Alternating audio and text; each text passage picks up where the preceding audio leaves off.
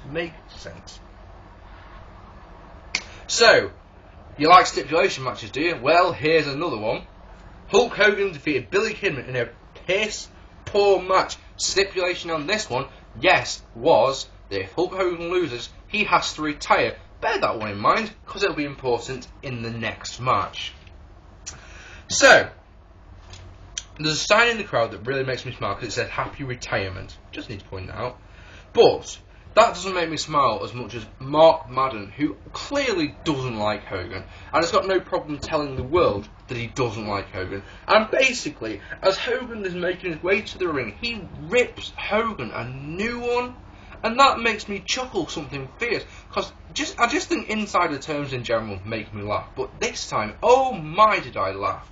I laughed and laughed and I laughed. Anyway, Hogan beats on Kidman, who bumps like a fucking proverbial pinball for him.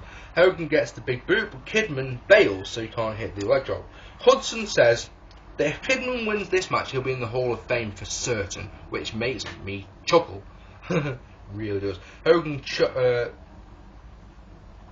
chokes Kidman, then uses the weightlifting belt. Madden says that kids should try that at home, which is just superb. Absolutely brilliant. Kids, try using a weightlifting belt at home, it's brilliant.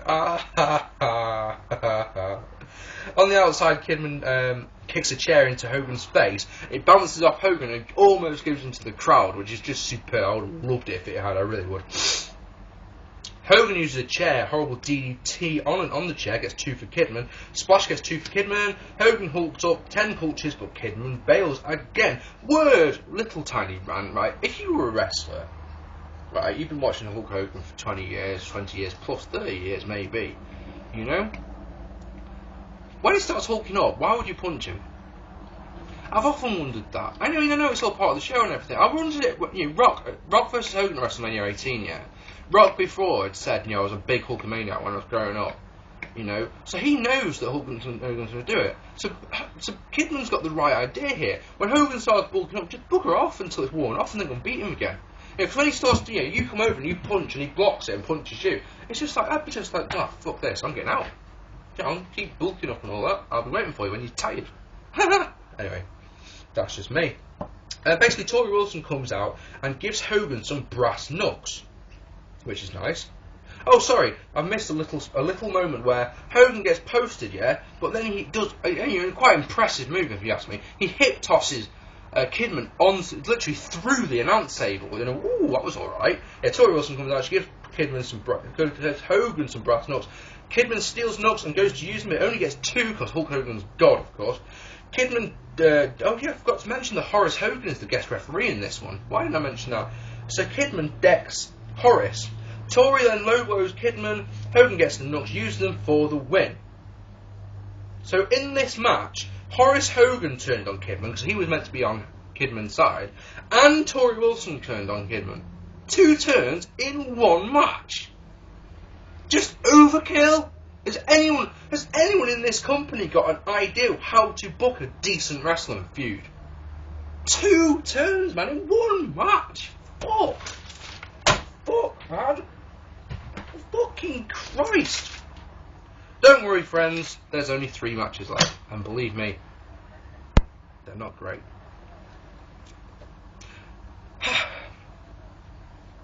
So, remember what I said about the last match, the stipulation, right? Ric Flair defeated David Flair in a pretty poor match, and guess what? If Ric Flair loses, he has to retire. And I'm not making that up, I'm not. They put 2 retirement matches on the same card, back to back. And as you can tell by the result of what I've just said, they didn't adhere to either of them. Both guys won. Now tell me, as a wrestling fan, as well as the fact that you could have got your inflatable raft, which was enough reason to buy the show as it is, isn't it? Would you actually buy the show to see 2 retirement matches? The buy rate of 0.20 clearly suggests to me that no one actually cared about any of these stipulations. Any. I mean, none. Not one of these matches made people think, I'm going to buy that show.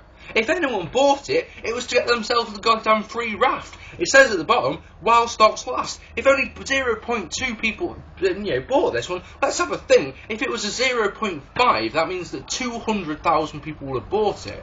It was less than that. You're probably looking at 100,000. I wonder how many stocks of these goddamn rafts they had. Maybe they've still got some left. Maybe they just have to start giving them away. Please take them, please. Anyway, I predict a lot of chops in this one between the Flairs. Basically, wrestling at the start. Flair corner flip. Basically, David does the Flair corner flip and absolutely fucks it up. Chops on the outside, a suplex and a sleeper by David, which Ric Flair counters into a suplex. Lots of chops by Ric. Oh, lots. David botches an Irish whip, which is funny. Russo comes out and Russo is already out, sorry. He uses a bat and handcuffs Ric. David then puts on the worst figure 4 I've seen, well, since The Rock did it, probably before Judgment Day, if I'm honest. Yes. Question. Here's a question. I wrote this one down, but this one needs to be asked.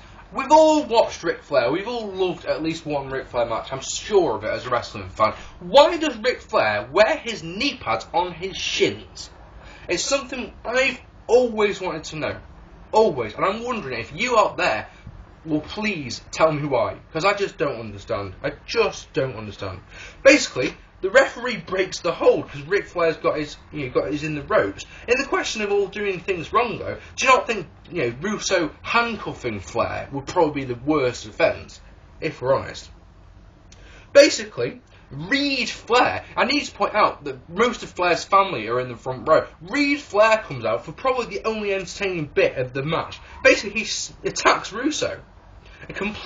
Basically, Russo shoves him down. Reed no-sells it completely and gets up and low blows Russo, which is just brilliant. And then Ashley Flair attacks Russo as well.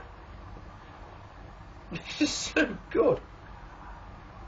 It's so fucking brilliant. That is the only good bit of it. David botches the corner flip as well. Oh, sorry, Ric Flair botched the corner flip. So David tries to do the corner flip. He fucks it up. Flair comes back with the Storming Suplex, the classic Flair off the top on David. David climbs to the top. Ric Flair chucks him off in proof that none of the Flair family can do it. None of you. I'd love it. I know Reed's training at the moment. I'd love it if he couldn't do it as well. It'd just be so funny. Rick works on the knees, puts on the figure 4 for the win. And then Rick beats on Russo, and then the family get in the ring and celebrate while Russo gets on the mic and swears revenge on Rick. And then, in a bit that I've probably given this one a quarter of a star just for this bit. Basically, Russo's on the mic and he's swearing revenge, and you've got the whole Flair family at the top doing pathetic crotch chops. Just sat there like this. You got Reed and Rick at the front, and Ashley doing this. Look it. It doesn't work when women do it. It just doesn't work. What do you want me to say? Oh dear, that was terrible anyway. 1.5 stars. I've given it because I'm a generous guy, and there was some alright stuff in it, but damn, it was bad. It was bad.